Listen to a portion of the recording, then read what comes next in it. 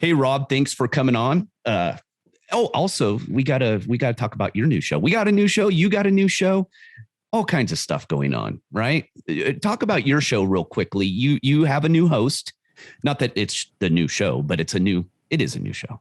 Yes, phenomenal to be with you as always, Gary. It's now the Kendall and Casey show. It's still 9 to noon weekdays Eastern time on 93.1 WIBC in Indianapolis. You can listen at WIBC.com. We brought in Casey Daniels. She's from Grand Rapids, and she's very lucky to work with me. What can I say?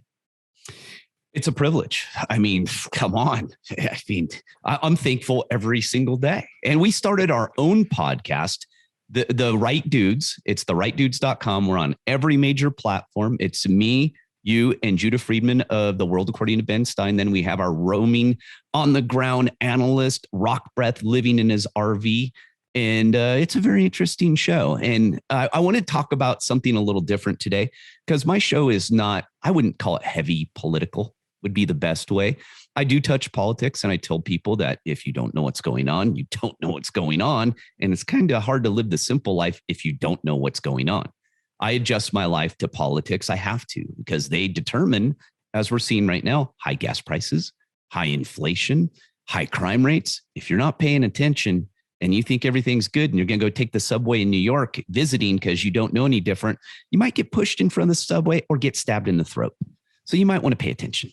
Those are your options. They're very uplifting. They're very good because New York is hell. I've talked to people. They said it's just a disaster to be there. Well, but it's every big city in America. So last night I was working an event downtown, and our building is on the Circle, downtown Monument Circle in Indianapolis. It's one of the great historical sections of America. Whenever there's Monday Night Football or national championship games or Final Fours or whatever, you always see that epic, picture of the Soldiers and Sailors Monument. It's the world's largest Christmas tree. And last night I'm working this event, and we're out on the balcony at the radio station.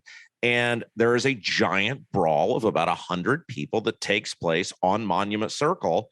And Gary, we counted them at one point, more than 20 cop cars show up, Indianapolis police officers, and they have to clear Monument Circle. And think about this. And these are mostly kids that are involved in these skirmishes. Can you imagine letting your 13, 14, 15-year-old kid go to a major metropolitan city on their own and go, good luck? And it's a tough one, right? Because politically, people, the tribalism and picking sides, and I try never to. I mean, I'm a libertarian kind of minded guy. I'm a middle right guy. I was in the military. I'm in law enforcement. I'm older. Of course, I'm a group or dumb redneck. Of course, I'm going to lean a little more right. But I have many views that would be considered left, but I consider them rational views. And I think most people are that. And that's why we created our podcast, The Right Dudes. It's a show for the middle. It's a place where I think a lot of people feel they don't have a place to go, even though that's the majority of Americans.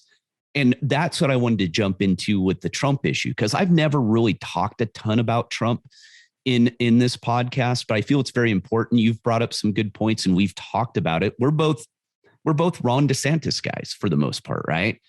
But we're coming to the conclusion of it's probably going to be Trump, which is shocking both of us because I didn't see him keeping his popularity to this level so far, but we got 2.5 years left. But with him, the bad that through, we have Trump derangement syndrome. We had 4 years of a president getting attacked I've never seen before. I've never seen such a concentrated effort to derail a president and his platform as we saw here. I don't care what side you're on. It should scare the living daylights out of you to see this kind of attack. And it comes down to, if he's going to be the guy, good or bad, what are we getting, right?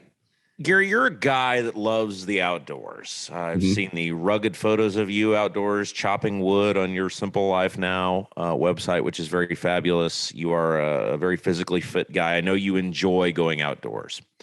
And I equate Trump to a guy who's spending time outdoors, and there's a giant, I don't know, maybe it's a hornet's nest, maybe it's a bee's nest, and it's in the corner way far off in the yard. Okay, it's out there. And it's not really bothering anyone. It's like the bees are flying up to the house. I mean, you're on a spacious acreage laden property, but he knows the bee's nest is there. And so even though the bee's nest isn't really harming anyone, and there's no real benefit to disturbing the bee's nest or the hornet's nest, he decides I'm going to walk to the far end of the property and I'm going to take a giant rake and I'm going to start whacking the bees or the hornet's nest. Now, if you do that, Gary, you should be prepared for a giant swarm of bees or hornets or whatever else is going to come out of that nest. Now, you should know that. And if you have chosen to take on needless fights that are going to disrupt and harm people who are vile, awful people, then you should not be surprised when they all come guns a-blazing for you. So what I'm talking about with this, here's a great example, okay? Calling Stormy Daniels horseface on Twitter. Great example. Stormy Daniels is a horrific, terrible, awful person. Her lawyer, Michael Avenatti, was a horrific, terrible, awful person. Donald Trump was going to win in court because they were pathological liars and terrible, awful people, and it was easily disprovable. Calling her horseface on Twitter didn't help him one iota in the legal arena. It didn't change a judge's opinion, and it didn't win him one single vote. Yes, it was funny. Yes, I, as a mid-30s white man, laughed hysterically at that, and I thought that was great, but I'd already voted for Trump. What it did do was alienate a whole bunch of potential voters because it came off as making fun of women's appearances or demeaning women.